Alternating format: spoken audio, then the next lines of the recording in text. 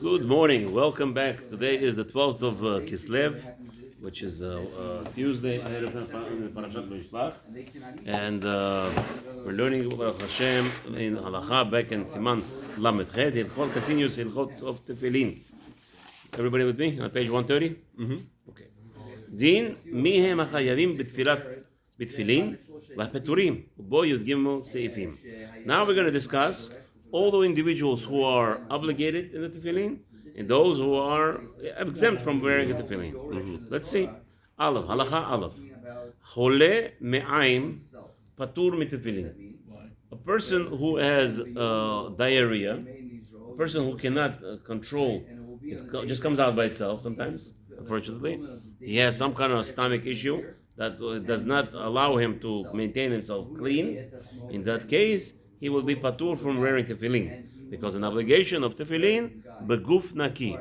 You must be at all times clean in order to wear tefillin. Haga, the rabbi adds, afilu en lo tsa'ar. Even we're not talking about a person who has a stomach issue that is suffering with pain. A simple person, even if he doesn't have tsa'ar. Unfortunately, I was exposed to such a people. I was Israel, you know what it is. The guy is standing over there and releasing gases the whole day. Can't help it. The gas can't hold it back. Whatever it is, just releases gases. He's 100% exempt from tefillin. Right? Again, to wear it for a long period of time. There is obviously there's 5 days a day that he could probably hold himself. So those 5 minutes he would put on tefillin and that's it. Okay? אבל שאר חולה, אם מצטער בכל יום, אין דעתו מיושבת, פטור ואם לאו חייב. So now, like this. We just discussed that 5 minutes he could hold himself. Right? Let's say the guy has gases every second. The whole day is just gases, whatever it is. Unfortunately, we don't want to be experiencing it. So the rabbi says over here, then in that case where he's suffering, even if that 5 minutes suffering, that he doesn't have gases, but he's still suffering, according to the Rabbah, he would be patur from tefillin rope. The gamre. Again, his tsar, we can't tell him right now put on tefillin. What's the purpose of putting on tefillin? The whole purpose of putting on tefillin, Rabbi Yonasan Avadia, why are we putting on tefillin? You know? To mitzvah Torah. No. I want to come close to Hashem, mitzvah Torah. I don't do mitzvah just because it's a mitzvah. I mean, it is important to know that every mitzvah is Hashem, but because Hashem commanded it. But no, I do it beyond that. Beyond that, because I want to come close to Hashem. Beyond that, we have to think about more than that. People are asking me, Rabbi, why are we keeping Shabbat? You know why we're keeping Shabbat? Very simple. I'm not worried about the punishment. That's already beyond. There's nothing to talk about punishment. You know why I put on keep Shabbat? Because the world gets better from me keeping Shabbat. When I keep Shabbat, I know that there is a poor person around somewhere in the world who will have food. When I keep Shabbat, the bracha comes to this world, and this world gets blessed with food. That's why I keep Shabbat. Meaning, I'm not doing it for myself. I'm doing it for somebody else. That's why I keep Shabbat for. What do I do? The world gets blessing, sanctifying the world. Shamru bnei Yisrael et Shabbat, asut et Shabbat lidorotam brit olam. Someone tells me I'm not Shomer Shabbat. Yeah. I said, okay, so the Shabbat Shomer you. Don't worry about it. Yeah. The Shabbat is again, like we said yesterday, all the prayers get answered, right? I don't see the prayer being answered. It is. When you do an action, it actually brings a prosperity to this world. Right. So Shmirat Shabbat has zero to do. I'm afraid of punishment. I'm Shomer Shabbat because I have right now. I'm a big gaftam, by the way. I'm a very selfish person. Why? Because when I keep Shabbat, because I know other people enjoy it. Other people enjoyment from me keep Shabbat. There's food for the whole world. A goy over there somewhere in Jamaica is eating. It's because I keep Shabbat. You hear what? There's a prosperity in this world because I keep mitzvot. So that's what I saw. Now, tefillin. Unfortunately, this person right now he cannot do the tefillin. Why we put on tefillin? Very simple. I'm putting on tefillin to make the world a better place. That's what I do. That's what everybody likes to be important, right? Everybody thinks that they're doing something positive in the world. Don't come to me with this foolishness with the global warming, no global warming. This is what's going to save the world if we stop turning on ACs in the air in our apartments. That's not true. That's not going to save the world. What's going to save the world is learning Torah and doing the mitzvot. Mitzvah halacha bet. מי שבריא לו שאינו יכול להתפלל בלא הפכה, מוטב שיעבור זמן התפילה ממה שיתפלל בלא גוף נקי. A person who is not so unhealthy, but he has this problem of releasing gases all the time, it's better, even though he has a problem, let's say every time he wakes up in the morning, he wakes up 6 o'clock in the morning till 9 o'clock, it's which is, by the way, let's say 10 o'clock. Yeah, this is the time of his gases time. Sometimes people have in the morning that non-stop. You hear that somebody goes to a shul, the guy is fretching, right? The best thing, it's better, it's good that if there is no, in the mincha time. In the mincha time, now the halacha is, this is, I remember, the rabbi wanted to kill me, by the way, on this argument I had with my rabbi. In 1991, I was in Skokie in Chicago, and the rabbi brought up this shaila. Do we stop praying when somebody pukis? Right? Somebody releases gas. Am I obligated to stop praying? So the rabbi said yes. He brought down one sefer that said yes. And I was still a young boy. And I looked at him and I said, no, that's not the halacha. What's my problem with he's releasing gases? So obviously, very simple. You're going to say, wait, it smells. What are you going to do? Right? So we were back and forth. The rabbi was so upset with me because that's how stubborn I am, unfortunately. And he wanted to smack you. He never smacked me, but he was angry. There's other rabbis who did smack me when I started arguing with them. Okay, anyway. So this rabbi was very big tzaddik. He said, no problem. Okay, we'll take care of you tomorrow. He comes in tomorrow with a whole Gemara in the Masechta Brachot. No, you don't have to stop when somebody pukis. Halacha l'maaseh, in the Psak Halacha, we don't stop when somebody else is puking. Yeah? The person who pukis has to stop. You don't have to stop. All right, Baruch Hashem. It was the first time, a taste of victory against the rabbi. Yeah, but it's kind of interesting. Yeah. If you don't have gas release, Yeah. you have to, if you feel like you have to clean yourself, you must go in the morning. You can't come to shul. 100%. You know, you 100. That's what the rabbi said. Exactly these words. Rabbi Chaim just said. If you're gonna skip the Zman Tefillah even till 10 o'clock, you have that issue. Finish cleaning yourself, and then come to better shul. to come clean than That's why I wake up early in the morning. People ask me, Rabbi, 1 hour it takes you to prepare yourself to. Yeah, I make sure I'm clean. I have to make sure 100% clean. I come to shul, not to have any problems. Now, what's his name? What do you want to say? No, that you can't say bracha when there's a lot of bad smell. Like okay, that's a different category. So yeah. If it's not yours, you're allowed to, apparently. Because one time we were doing for Rosh Hashanah, we went to do tashlich, whatever, with the community. We were walking, and then the area by the lake, it would smell really bad. Right. So that's different. We're like, oh, again, but we talk about you in the shul. Right now, you're in the shul, and somebody releases gas. What is that? Why you have to stop davening? The smell. Okay, so don't pay attention to the smell. Don't smell. What are you gonna do? only if it's your own smell. Yeah, if you release it, then you're not allowed to. Why? Why is the person releasing gas? You know? Why does it smell like gas? No, why is it smelly? Very simple. He has to go to number 2.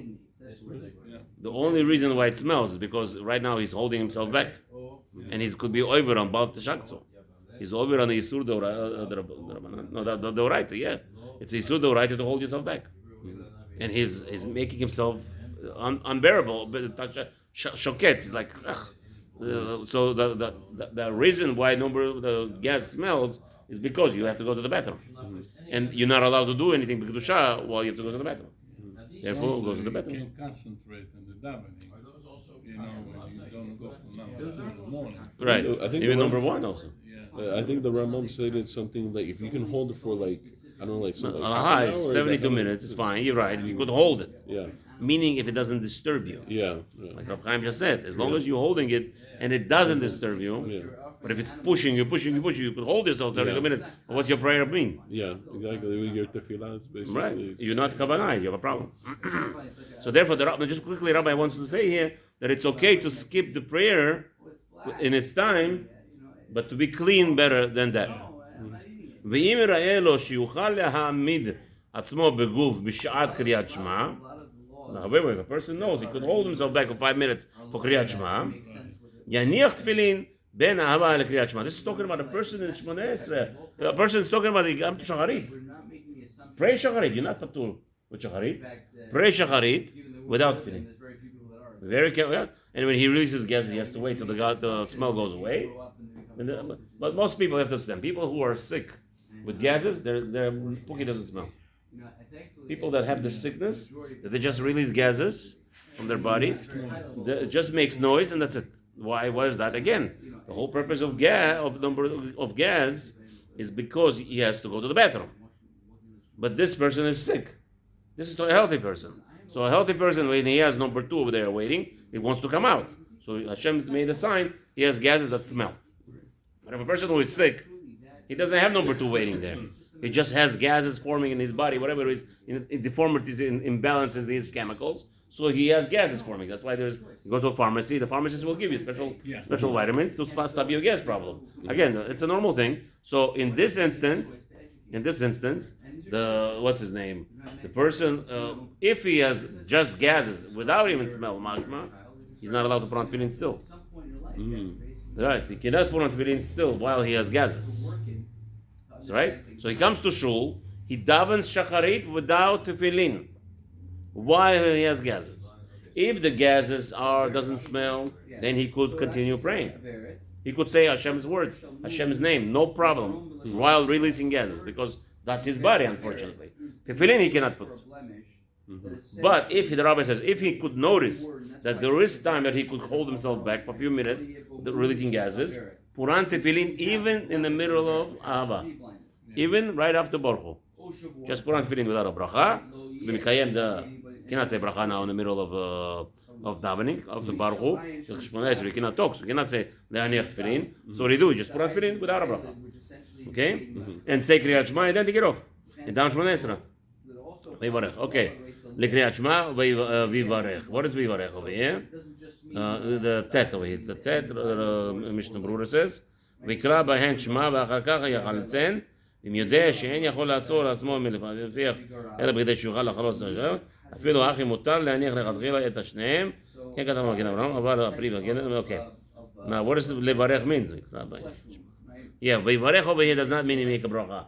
You cannot say bracha in the middle between Baruch Hu and Shmoneh Esrei. You cannot say anything. So what is Vayvarech over here? So Mishnah Berurah says, don't think over here means bracha on the tefillin. It's talking about bracha of Shema. Remember, you have bracha Shema birchotea. You have Kriyat Shema and it's brachot. So those brachot you make bracha, but does not Maran does not mean over here you make a bracha on the tefillin between Baruch Hu and until the end of Shmoneh Esrei, because not allowed to. Gimel. Nashim va'avadim peturim. So now we're going to discuss individuals. Here, just till now we discussed an individual who is not healthy. That was how Maran started the Siman. Now we're going to discuss number 3, talking about individuals. Nashim va'avadim peturim mitfilin. Women and men who are servants, not Jewish servants, men. We're talking about avadim. In the olden times, we had Ebed Kanaani, a servant who is, what's his name? Who is from Hittite nations, not Jewish. And they would do Brit Milah on them, because Halacha is, you're not allowed to have a slave who doesn't have Brit Milah. Because every slaves, they eat from Pesach also. No. Do they eat from Pesach? Maybe not. But you're not allowed, yeah. No, you're not allowed, what? The servants in the house, no? Don't they? Do they eat Pesach? I don't know. No. Those Zar, maybe not. No, what I'm confused was, you're not allowed to eat Pesach if you have any males in your house who are not Brit Milah. Unless it's a child who's before 8 days. After 8 days, let's say you have the baby was born on Yud Nisan. You can't do Brit Milah yet. So what? You're patur from eating Pesach? No. In that case, he's not chayav yet. But if he turns 8, right? He turns 8 and you postponed it because of Pesach, of the Brit Milah, just because of Pesach, you have a problem. You're not allowed to eat Korban Pesach. In your household, everybody has to be mal. So even this Ebed Knaani, he is now accepting the yoke of Torah, and all the mitzvot that he has is like a woman. This Ebed Knaani, you're not allowed to sell to a goy anymore, and he has to keep Shabbat, and he has to do exactly all the woman laws. So just like the woman is patur from tefillin, he's also patur from tefillin. He doesn't have to wear tefillin. Okay, he wants to daven, no problem. Not he could daven. Mamash, he's mamash like a ger. Once you free him, he must put on tefillin and the whole thing over there. Okay. These people, ladies and this kind of servants, do not require Puran Tefillin. And because this mitzvot have time bound, and therefore they're not obligated to put it. ואם הנשים רוצים להחמיר על עצמן, מוחים בידן. A woman who says, I want to put on tefillin, like somebody's daughters. Some people have this idea, Rashi's daughters were putting on tefillin. It's a myth. Many Rabbanim are not agreeing to it. It's a big machloket. And therefore, even if it is true, we don't do it. You know why we don't do it? And we tell the woman, don't do it. You're not allowed to put on tefillin. Why are you not allowed to put on tefillin? Because that's the way it is. You're not allowed to. Finished. I feel I want to be attached to Hashem, and the tefillin is going to make me more holier. A woman says that. Do me a favor, young lady. Be very tzanua. And tzanua means don't do anything that men do. Don't talk to men in the street. Do not make yourself known to men. Don't be visual. You want to do what your mitzvah is? Kol kvuda bad melech pnima. The world was not designed for women to expose themselves outside there. Women are not supposed to be judges. Women are not supposed to be working as lawyers. Women are not supposed to be working in any position that will make them more visible. Yeah, not allowed to. What are you doing here? Where's tzniut? So don't try to become a man. And that's the problem. That's the problem. The rabbi yesterday said, he was quoting his Rebbetzin, that the Mashiach is not here because now women, instead of doing what the Chazal said, being tznius and showing to Hashem, right now the world is all open for us. That's what it means. What does it mean? Another explanation. What does that mean in the honor of the righteous woman? Mashiach will come. Now women are being pushed to be exposed.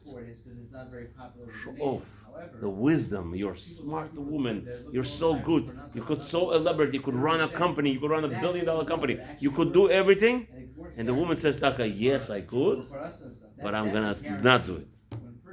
And if that, they're going to accept on themselves, they're going to say the men should be the rabbis, the men should be the lawyers, the men should be the judges, and I'm going to, B'ezrat Hashem, be an honorable position of a housewife, build a home, honorable home, and B'ezrat Hashem, bring up children in Kedusha, Ubetahora. That's what Hashem wants. And now is the hardest time. The whole world, the whole society is propagating women. Everything a woman have to be woman this, and she holds herself back. And that's what the Chazal maybe meant. That because women are going to have all these opportunities, and they're not going to take them, and B'ezrat Hashem, we're going to bring Mashiach. That's what sacrifice is. Sacrifice is that I could do something, I'm not doing it. Right? Like we said, that a person is eating a whole meal, and in the end of the meal, in the Shamayim, they're going to write off, check off, he fasted the whole day. What do you mean? Rabbi, what are you talking about? He's eating, he's pressing. The guy is eating. He's really eating. Right? You see these people going to the smorgasbord? They ate at smorgasbord. Hakafa Rishona. Hakafa Sheniya. 3, 4. And the guy is eating non-stop. And then he goes to Chuppah. Mamish, break. 25-minute break. Bet Shora. Misken. He didn't eat for 25 minutes.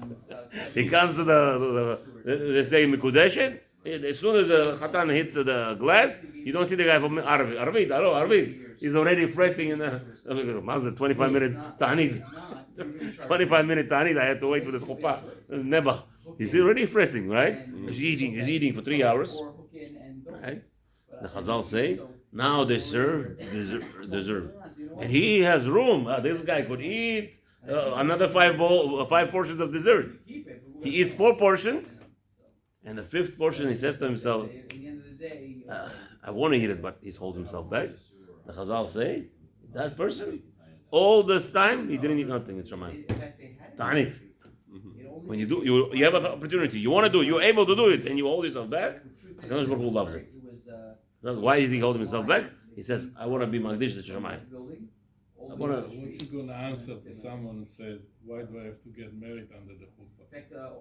Why are we asking this question now? I'm just asking you. What do you mean, under the chuppah? Yeah. What do you, why? What's the Someone Chazal? comes to you now and says, Takanat Chazal, you have to It says in Why the, do I have to get married under the chuppah? no, you're not. Really, Why do I halacha have is to not. get married at all? I Ah, can there's have different children, question. I I can have to have decide which children. question you're asking. If it's chuppah, we have an answer for chuppah. Because chuppah is not obligated. Yeah, let me hear. Under the chuppah. Yeah. Why do I have to be under the chuppah? You're not obligated. No? No. It's a chumrah that we took on ourselves. You don't have to marry the chuppah. You could marry a girl, 10 people see you in the Beit Midrash, give her a ring, Harei Ad Mekadosh Li, and that's it. This is not the answer, Rabbi. Wow, what do you mean? Tell you. Okay, let me hear. Why are we standing under the chuppah? Yeah. First of all, the chatan and kala has to be fast. They have to fast? Of course. No, that's Faradim Minhag, that's Shalom. Listen. Next, fast. okay. No, let me finish. They have to go to the mikveh to be ta'or. Okay. That day to fast. Yes. And then you go under the chuppah. Okay. And the reason for all these actions before you go under the chuppah is because you're inviting Kadosh Baruch Hu Okay. to come down to the chuppah. Okay. That's why we get married under the chuppah. Okay. That's the reason we get married under chuppah, to invite Borei Olam come down Okay. to witness our wedding. You know, because we become now one. Okay. And Kadosh Baruch Hu is with us. All right. You understand? That's the reason we have to be under the chuppah to invite Kadosh Baruch Hu. Okay. Okay. How But are you going to invite him? How are you going to invite Kadosh Baruch Hu for the wedding? By standing out the chuppah, Okay. saying the Sheva Brachot and everything, whatever comes before that, mikveh and all that, and then you have to be ta'or. 100%. 100%. Agree. Maskim. I agree. But that's not the question you asked me. You asked me why do we stand under the chuppah? Okay. Getting married under the chuppah is not a chovah. It's not an obligation. For instance, if you don't have a chuppah, you're not married. Of course you're married. You're not. No, without a talit, you're not married. Eno makev really means not. No, it's again. Why? So why we do it under the chuppah? Because it's a machloket. You're not married until you bring it into your house, and every chatan has to pay for the chuppah. Some holes they provide a chuppah, or the chuppah, and again the chuppah is arba amot, right? It has to be minimum arba al arba. It has to be your premises, and the machloket is according in the Gemara over there in Rabbi Yehuda, he says you're not married until you do chuppah, until you bring a wife into your house. So in order to be to push away that safek, we do in the chuppah inside the publicly. We go under the chuppah. Inside the chuppah, and then nisuin. Now he fulfilled that he brought her kala into his home. That's the chuppah. That's the purpose of Before bringing it home, you have cheder et yachadut. No, that's again. You talk. Baruch Hashem, you don't buy Ashkenazim. All this what you just mentioned, Tani. We don't do none of this. It's not accepted by us. Faradim doing it. No, chas v'shalom. They're not real Ashkenaz. Faradim. The halacha is not like that. Dalet. המניח תפילין צריך להיזהר מהרהור תאוות אישה. וואו. Right, the rabbi is here. Very careful. When you put on tefillin, you forget your wife for that moment. When you put in the tefillin, you have to remember your wife. You want to remember, no problem. But again, it's not. You shouldn't think about your wife ever until you're in your house with her. That's it. Right now, you're in the Beit Midrash. Don't think about your wife. Nothing. Hashem will help you. Haga v'im iefshar lo b'lo hirhurim mutav shelo le'anicham. The Rama says even more. If you can't control your thought process, and you remember your the woman in your life in the middle of prayer, the rabbi says over here, rather not put on the tefillin until you know that you can control your thought process. How do you learn to control your thought process? Shema Yisrael. How do you learn how to do it? You come half hour before davening, like Rabbi Chaim does, Baruch Hashem, Rabbi Yonah, the Chevra, come over here and we start learning. And while you're learning, your mind is washed away from your wife, hopefully. And now you're going to daven without any problems. Have a wonderful day.